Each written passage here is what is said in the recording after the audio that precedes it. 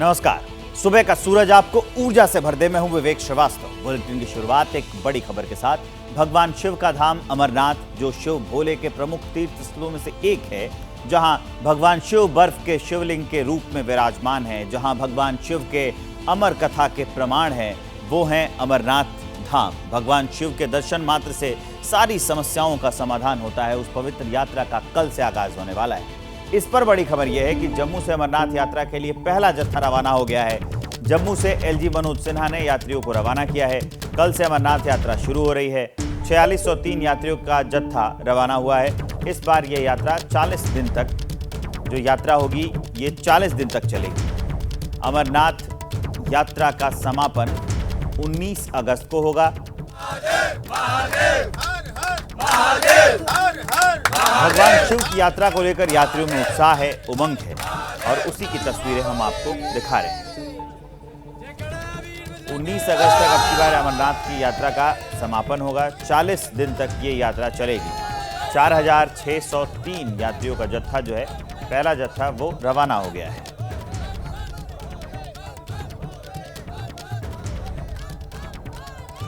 इस तस्वीर के साथ ही साल भर के भोले बाबा के भक्तों का इंतजार खत्म हुआ है, क्योंकि जम्मू से आज प्रदेश के उप राज्यपाल मनोज सिन्हा ने अमरनाथ यात्रियों का पहला जत्था श्रीनगर के लिए रवाना किया है। बड़ी सुरक्षा के बीच जत्था यहाँ से रवाना हुआ है और देखिए कि किस तरह से प्रदेश के एलजी मनोज सिन्हा यहाँ पर हरी झंडी दिखाया है। और ये पहला जत्था जो है, आप तस्वीरों में देख रहे हैं, कड़ी सुरक्षा के बीच जम्मू से रवाना हुआ। बम बम बोले के जय घोष, बम बम बोले का जय घोष करते हुए ये यात्री यहाँ से जो है ये जा रहे हैं, और कड़ी सुरक्षा का इंतजाम जो है किया गया है। आप देखिए किस तरह से जोश से भरे हुए ये यात्री हैं, और लगातार जो भी आप देखे बम बम बोले के जो है नारे यहाँ गूंज रहे हैं।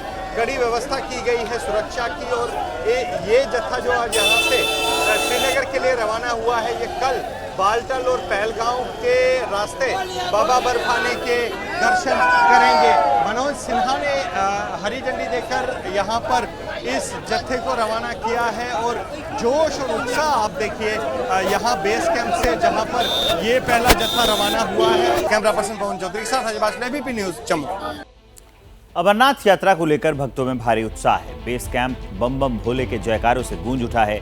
यात्रा पर रवाना होने से पहले भक्तों के उत्साह को लेकर हमारे संवाददाता अजय बासु की एक और रिपोर्ट। अमरनाथ यात्रियों का पहला जत्था आज जम्मू से रवाना होगा। जोश किस तरह है, जज्बा किस तरह का है, आप तस्वीरों में देख सकते हैं। पूरा बेस स्टेशन, जम्मू का जो पूरा बेस स्टेशन है, वो बम बम बोले के जयकारों से गूंज उठा है। जो ये आप लोग देख रहे हैं, ये दिल्ली से आए हुए हैं और पहले जत्थे में दर्शन करेंगे। आपका नाम? सागर गुप्ता, दिल्ली से। आप क्या पहले से सोच के आए थे पहले जत्थे में जाना है? बिल्कुल, हम सब, हमारा ग्रुप पहले जत्थे में ही जाता है। हमारा सारा ग्रुप ऐसे ही, हमारा पहले जत्थे में ही मजा आता है।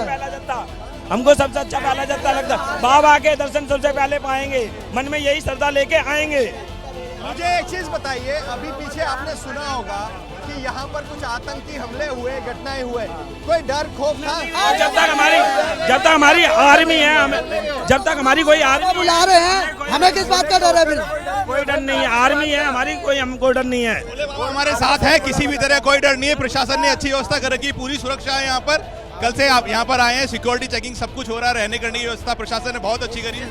एक चीज आर्मी से भी बड़ी बता दो, आर्मी तो है ही है, बट जो हमारे भोले बेटे हैं उन पे हमें पूरा भरोसा है कि वो हमें कुछ नहीं होने देंगे।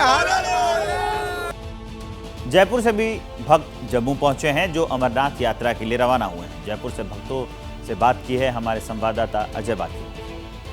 देश भर के भगवान भोले के भक्तों का इंतजार खत्म हुआ है, और आज जम्मू से बाबा बर्फानी की पहली यात्रा, पहला जत्था जो है, वो श्रीनगर के लिए रवाना हो रहा है। कड़ी सुरक्षा के बीच इस बार ये जत्था रवाना हो रहा है, और हम एक ऐसी बस में हैं जिसमें ये श्रद्धालु जो आप देख रहे हैं, ये कल यानी शनिवार को भगवान भोले के पवित्र शिवलिंग के दर्शन करेंगे। देश भर में इस समय भगवान भोले बाबा की यात्रा को लेकर उत्साह है और वही उत्साह की तस्वीरें आप यहाँ जम्मू में भी देख रहे हैं, जहाँ देश भर से पहुंचे ये श्रद्धालुओं को बस इस बात का इंतजार है कि कब वो भगवान भोले के दर्शन करेंगे। हाल में जम्मू संभाग में कई आतंकी घटनाएं हुई हैं, उसके बावजूद आप यहाँ उत्साह देख सकते हैं। अंकल आप आए हैं, आपने सुना होगा भी यहाँ कुछ आतंकी घटनाएं भी हुई थी, उसके बावजूद आप आगे बिना डर के सब सुरक्षा हो रही है, पूरी सुरक्षा कर रखी है गवर्नमेंट ने। अच्छा है, बहुत अच्छा है। हाँ जी, इंडियन आर्मी की वजह से सब सुखी है और पूरी यात्रा सुरक्षित रहेगी। इंडियन आर्मी जो पूरे हिंदुस्तान में है, यहाँ पे बहुत सारी फौज है और हर साल हम आते हैं, पहले जत्थे में आते हैं, जयपुर राजस्थान से बिलोंग करते हैं और इंडियन आर्मी की वजह से, यहाँ के प्रशासन की वजह से, यहाँ के मीडिया प्रभारियों की वजह से सभी हम सुरक्षित हैं। कि सर आप भी आए हैं, कैसे इंतजाम लगे आप? बिल्कुल मस्त, सबसे बढ़िया। पहले जत्थे में आने का क्या मतलब? हम हर बार पहले जत्थे में ही आ रहे हैं, तीसरी बार है ये हमारा टूर। हाँ। और पहले जत्थे में ही आते हैं। आपने सुना होगा यहाँ पर कुछ आतंकी घटनाएं हुई हैं, आप महिला हैं, उसके बावजूद आप आई हैं, किसी बात का डर को? कोई डर नहीं है सर, आर्मी, इंडियन आर्मी बहुत अच्छा काम कर रही है, बहुत अच्छे इंतजाम है यहाँ पर और किसी बात का कोई डर नहीं है। आप दर्शन करने बस दर्शन करने, बाबा के दर्शन करने बस। तो ये हमने आपको रिपोर्ट दिखा दी। अब हम आपको सीधे लिए चलते हैं हमारे सहयोगी अजय बातलू के पास। वो हमारे साथ लाइव जुड़ चुके हैं।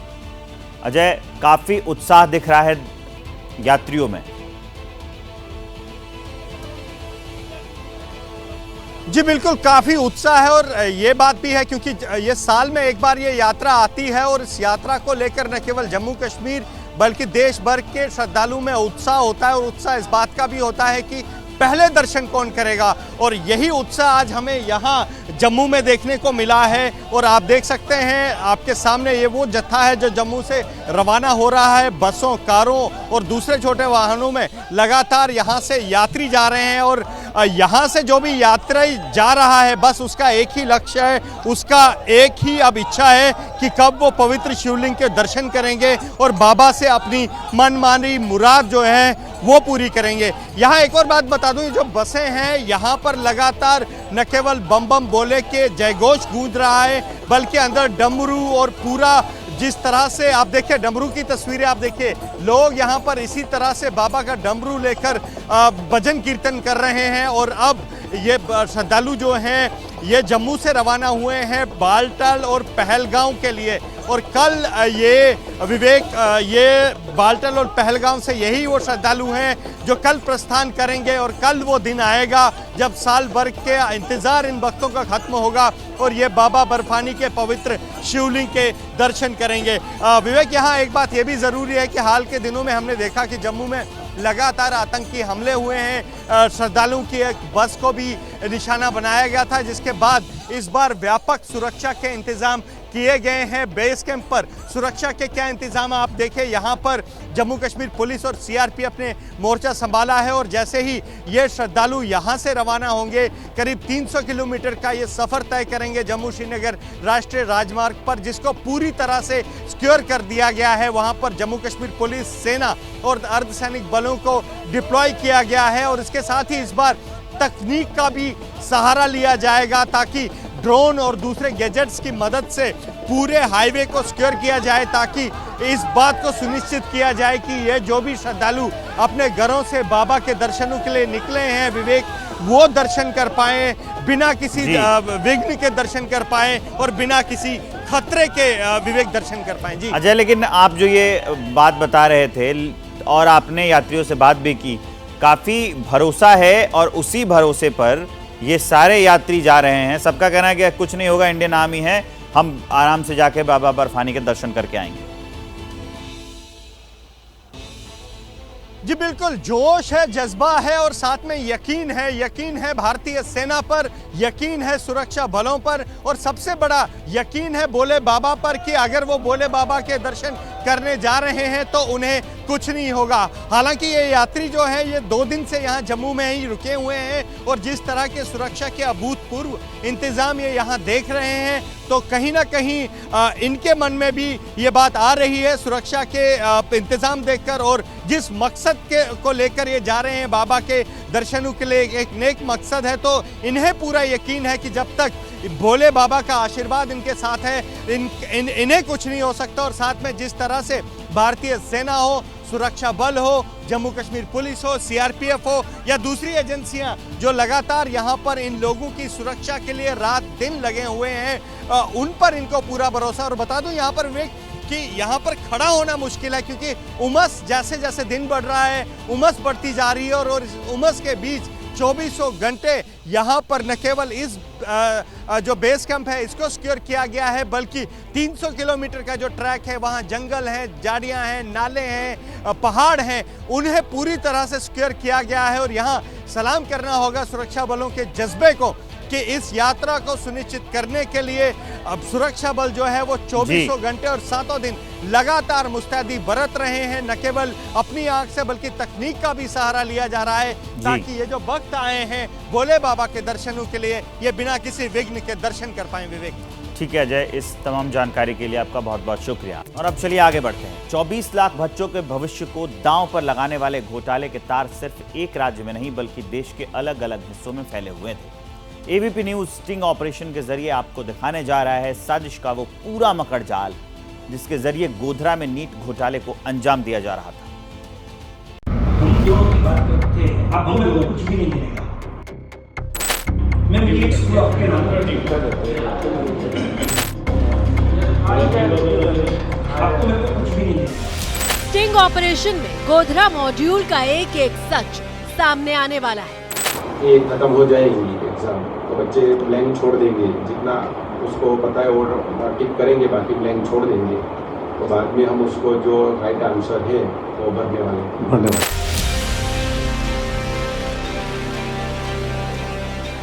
एबीपी न्यूज की अंडरकवर टीम ने गुजरात में इस ऑपरेशन को अंजाम दिया है। बच्चे के साथ क्या डील हुई है तो 10 लाख बताया था। एक एक करके घोटाले की जांच से जुड़े किरदार खुफिया कैमरे पर आएंगे और घोटाले का हर राज बताएंगे। रॉय के जो मैसेज चैट से आया था उस टाइम पे और जो पेमेंट मिला था वो आरिफ बोरा ले लिया था, ऐसा तुषार ने अपना निवेदन में भी लिखा। लेकिन सबसे पहले ये जान लीजिए कि नीट घोटाले का गुजरात मॉड्यूल क्या था।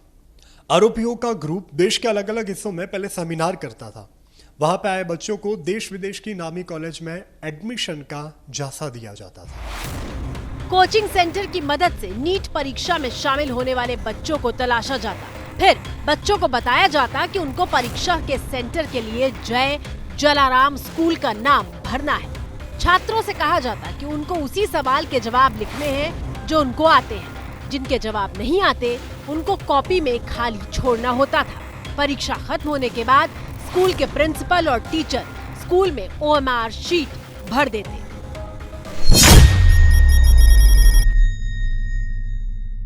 ऐसा लग रहा है कि ये मॉड्यूल बड़े लंबे समय से चल रहा था, लेकिन इस बार इनकी प्लानिंग कामयाब नहीं हो पाई।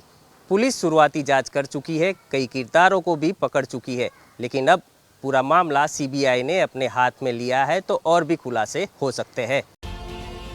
लेकिन गोधरा का ये मॉड्यूल इस बार फेल हो गया। परीक्षा तो हुई लेकिन पोल खुल गई और एक एक करके गोधरा मॉड्यूल के आरोपी पकड़े गए। पुलिस ने न सिर्फ आरोपियों को पकड़ा बल्कि सबूत के तौर पर करोड़ों के चेक और ब्लैंक चेक भी पकड़े।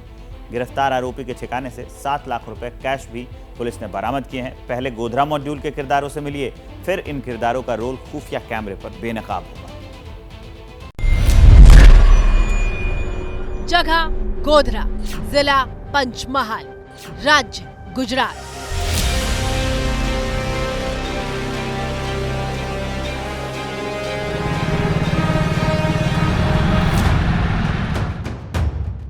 गोधरा का यही वो जय जलाराम स्कूल है जो नीट घोटाले की वजह से चर्चा में है। नीट के गोधरा मॉड्यूल का खुलासा पिछले महीने की 8 तारीख यानी 8 मई को हुआ था। पुलिस ने केस दर्ज किया और 5 लोगों को गिरफ्तार कर लिया। सबसे पहले इन 5 किरदारों के बारे में आपको बताते हैं। पहला किरदार है तुषार भट्ट, जो जलाराम स्कूल का टीचर है। परीक्षा में इसे कोऑर्डिनेटर बनाया गया था। दूसरा किरदार है परशुराम रॉय, जो वडोदरा में ओवरसीज कंसल्टिंग चला रहा था। तीसरा किरदार है विभोर आनंद, जो परशुराम के संपर्क में था और स्टूडेंट लाने के काम में लगा था। चौथा किरदार है पुरुषोत्तम शर्मा, जो जलाराम स्कूल का प्रिंसिपल है। पांचवा किरदार है आरिफ बोहरा, जो बिचौलिया था। पुलिस जांच के दौरान आरोपी तुषार भट्ट के पास से 30 स्टूडेंट की लिस्ट मिली और परशुराम के पास से 16 स्टूडेंट की लिस्ट मिली। परशुराम के पास से जो 16 स्टूडेंट की लिस्ट मिली उसमें ज्यादातर गुजरात बाहर के स्टूडेंट थे। पुलिस ने आरोपियों के पास से ब्लैंक चेक के साथ 7 लाख रुपए कैश बरामद किया है। पुलिस की जांच में खुलासा हुआ कि अभ्यर्थियों से करीब 2 करोड़ 30 लाख की रकम चेक से ली गई थी। पुलिस को 8 ब्लैंक चेक मिले हैं। पुलिस की जांच में जो बात निकल कर आ रही थी उसके मुताबिक कलेक्टर की सूचना पर पुलिस ने कार्रवाई शुरू की थी। जो जानकारी सामने आई उसके मुताबिक एक अभ्यर्थी से 10 लाख रुपए में बात तय हुई थी। जो रिकवर किया गया है उसमें तुषार भट्ट के पास से एक गाड़ी, 7 लाख रुपये पहले जो रिकवर किए गए थे, उसका मोबाइल रिकवर किया गया है। परशुराम रॉय है, उसके ऑफिस से ये जो चेक्स मैंने बोला है वो रिकवर किए गए। उसका लैपटॉप है और दूसरा इलेक्ट्रॉनिक सामान भी है, वो FSL में भेजा गया है रिकवर करके। दूसरे जो भी पकड़े गए उनके भी फ़ोन्स रिकवर किए गए। जय जलाराम स्कूल में 600 अभ्यर्थियों के लिए परीक्षा देने की व्यवस्था की गई थी। जो तुषार भट्ट नाम के व्यक्ति थे, डायरेक्टर, जो परीक्षा के लिए चुना गया था, उसको तुरंत गिरफ्तार करके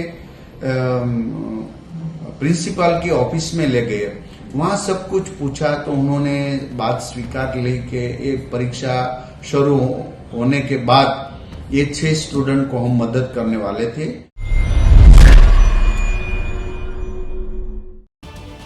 घोटाले की पूरी साजिश और इस साजिश के हर तार को बारीकी से समझने के लिए एबीपी न्यूज की अंडरकवर टीम सबसे पहले गुजरात के वडोदरा के डिस्ट्रिक्ट एजुकेशन ऑफिसर के पास पहुंची। डिस्ट्रिक्ट एजुकेशन ऑफिसर मणिलाल ने खुफिया कैमरे पर बताया कि ओपन कॉपी बाहर नहीं जा सकती थी, लिहाजा हेरफेर स्कूल में ही होना था। OMR में बदलाव ये लोग उसी जगह करते जहां CCTV नहीं था। जिस अभ्यर्थी से डील थी उनकी कॉपी में खाली जगह सही आंसर लिखना था।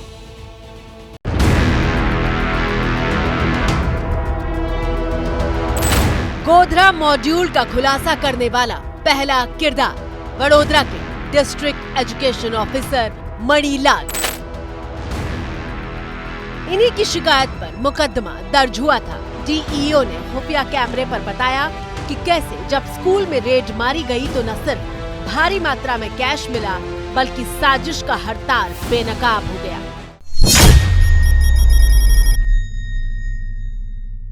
उसने हमको लिखित में भी हमके पंचक्यास किया है उसके साथ, इसमें भी बताया है और उसने वही बताया था कि जो ये खत्म हो जाएगी एग्जाम तो बच्चे ब्लैंक छोड़ देंगे।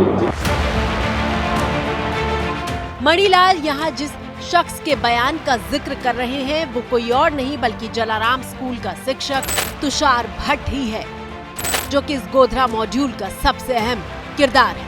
उसके बारे में खुफिया कैमरे पर विस्तार से बता रहे हैं डिस्ट्रिक्ट एजुकेशन ऑफिसर मणिलाल।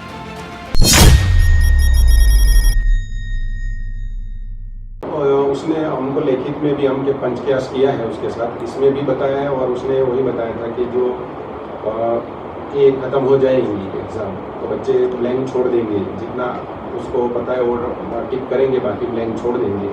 तो बाद में हम उसको जो राइट आंसर है वो भरने वाले।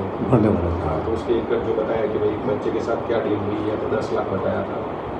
आगे पूछा कि कौन सी, तो उसने बताया कि जो 7 लाख रुपया है वो मेरी गाड़ी में कैश है।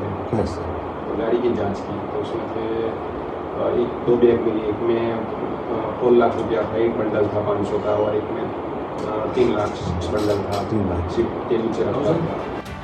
मणिलाल ने तुषार के बयान का जिक्र करते हुए आगे बताया कि कैसे गोधरा के इस स्कूल को सेंटर बनाकर घोटाले का पूरा खेल रचा गया था। OMR शीट वाला जो आप बता रहे हैं कि उनको वहाँ पे जो क्वेश्चंस नहीं आते थे उसको उस पर टिक नहीं करना था उनको, तो उसके बाद क्या इनकी स्ट्रैटेजी थी कि एग्ज़ाम ख़त्म हो जाएगा फिर ये क्या करने वाले थे सर? उसमें बोल रहे थे कि भाई वो OMR आएंगे, उसमें बाद में हम सही आंसर करने वाले थे। तो ये इसी स्कूल के अंदर करने वाले थे या बाहर कहीं करने वाले थे? तो लॉक तो यहाँ ही करने का था, बाहर तो जा ही नहीं सकता।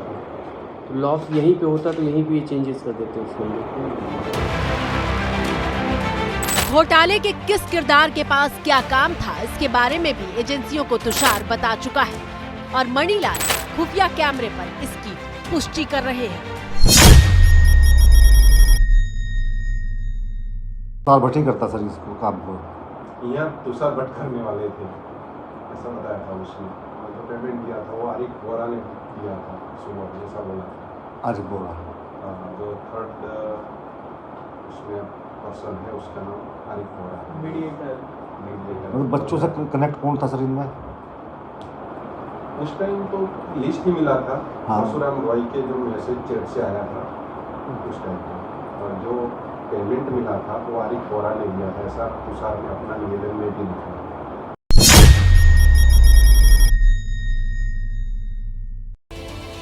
नीट घोटाले की पूरी जांच सीबीआई को सौंपी जा चुकी है। 24 जून को सीबीआई की टीम गोधरा पहुंची, तब पुलिस ने करीब 1000 पन्नों की फाइल में घोटाले की जांच का पूरा चिट्ठा सीबीआई को सौंप दिया।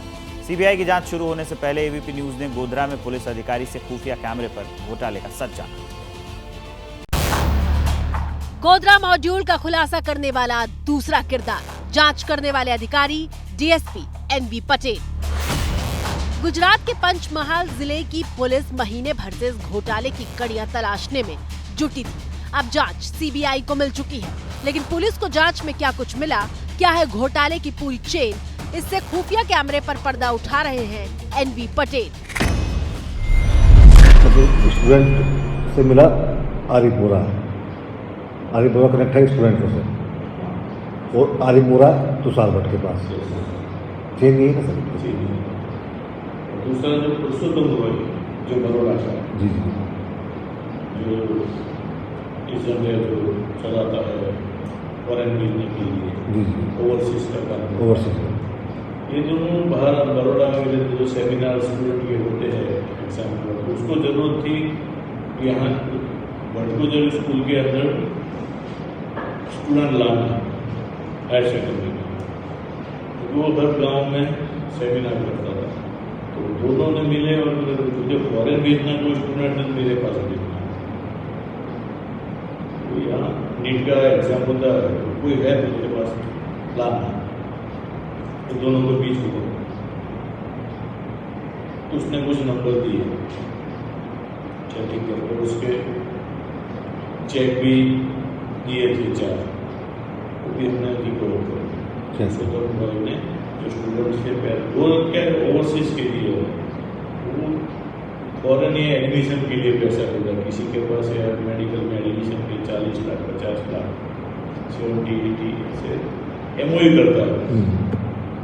फिर अगर एडमिशन मिल गया तो ठीक, नहीं मिला तो इसकी कॉपी इसकी और इसकी कॉपी इसकी।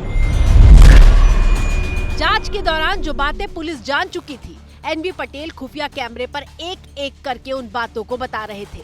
सेंटर की सेटिंग कैसे होती थी वो जानिए।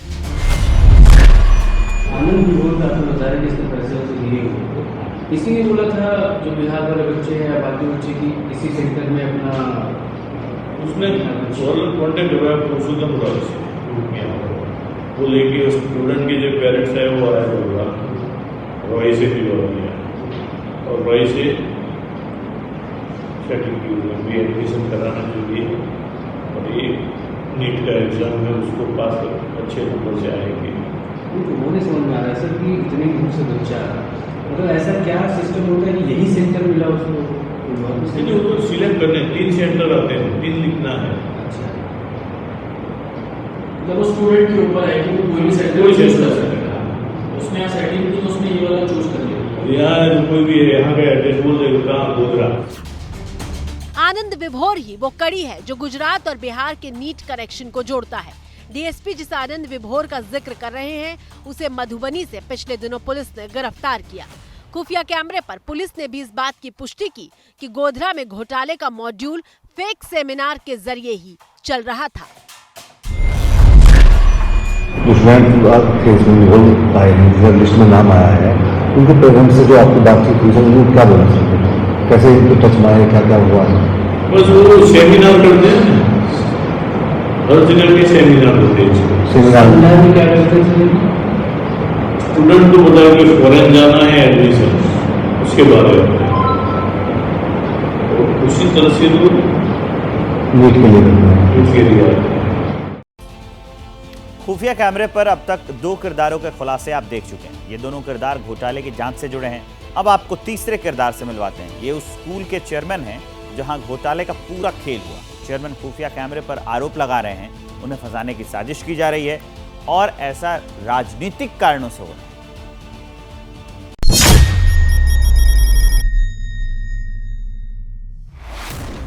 नीट घोटाले के इस गोधरा मॉड्यूल में जय जलाराम स्कूल के 2 अहम किरदार हैं।